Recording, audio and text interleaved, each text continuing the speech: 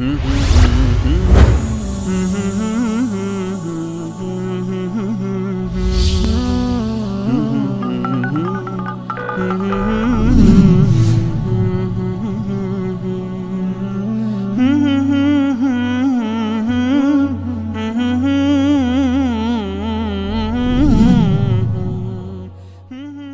الله الرحمن الرحیم. امیرحسین هستم، شیعه هدایت یافته از بلژیک. قال الله فی محکم کتابه واستقی کما امرت. مسلمانان در تمام دنیا وقتی که توانایی و وسع مالی برای سفر حج پیدا می کنند و توفیق زیارت خانه خدا نصیبشان می شود، تنها نوای زیبایی که در سرزمین وحی شنیده می شود اللهم لبیک اللهم لک لبیک است که با صدایی رسا فریاد می زنند. ولی متاسفانه مردم ایران که با پیروی کورکورانه از آخوندهای مشرک فقط تنها چیزی را که از قرآن و اسلام و مذهب خود می دانند لبیک یا حسین است، آن هم در سرزمین وحی. و تنها مطلبی هم که از اسلام توسط آخوندهای مشرک صفوی یاد گرفته‌اند گودال قتلگاه و تیر سه‌شعبه خولی و گلوی سفید علی اصغر و دو دست بریده ابوالفضل و لعنت کردن یاران پیامبر و همسر و محبوبه رسول خداست. و آخوندها به آنها یاد دادند که قرآن را از رو بخوانند چون ثواب دارد، بدون اینکه بفهمند چی میخوانند و آیات قرآن به انسانها و مسلمانان چه دستوراتی داده است.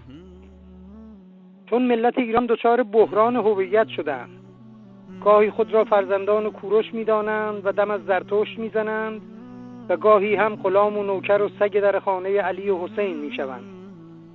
و اینکه خداوند تمام اختیارات خود را به این 11 نفر تفویض کرده و آخری هم که دیگر همه کاره است و خداوند کاری نیست. مدیر و مدبر جهان علی است و اولادش و امام زمان. بنابراین چه لزومی دارد که از خداوند چیزی بخواهند، چون مقسم بهشت و جهنم مخلوق خدا و بنده صالح خداست.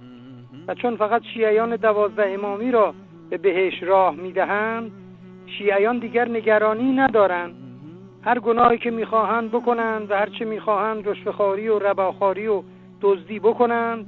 حضرت علی و فاطمه درب جنت ایستادند و این افراد میگویند یا علی، ما همانها هستیم که برای فرزندت حسین گریه کردیم، سینه زدیم، غمه زدیم. و حضرت علی رضی الله عنه هم میگوید بفرمایید، بهشت مال شماست، بروید آنجا هم سینه بزنید.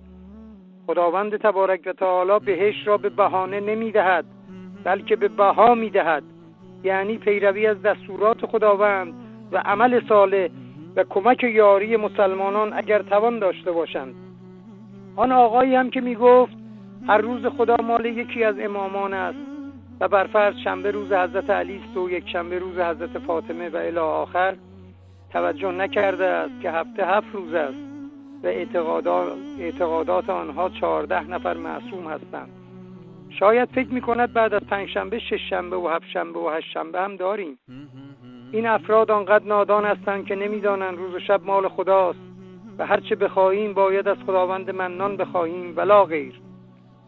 دیگر این که تکنولوژی دشمن آخوندهاست، چون همین تکنولوژی باعث شده که بیشتر مردم ایران از این مذهب دروغ و ریا و تلبیس و سفسطه بازی آخوندها دست بکشند و به وادی توحید قدم بگذارند. و در حقیقت این شبکه‌های توحیدی این رهروان شیطان و شیطان صفت را رسوا نموده است. اما مطلبی بود در مورد آیت‌الله بهجت.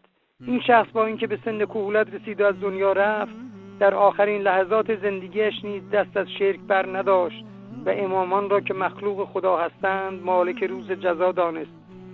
و تازه میگوید نمیدانیم که چه اشتراکاتی اینها یعنی امامان با مبدأ اعلی دارند. هر اختیاری که خدا دارد اینها هم دارند. بنابراین این آقایانی که زنگ میزنند و این مسائل رو مطرح میکنن، برادر عزیزم، این که گفتن که آقا از کجا میدانید که آیت الله بهجت به جهنم میرود، احتیاج به علم غیب نیست. هر مسلمان موحدی میداند که این حرفها شرک است و خداوند شرک را نمیبخشد. آنهایی هم که با مجریان محترم برنامه میگویند شماها جنگ شیعه و سنی را انداخته اید، مغلطه میکنند.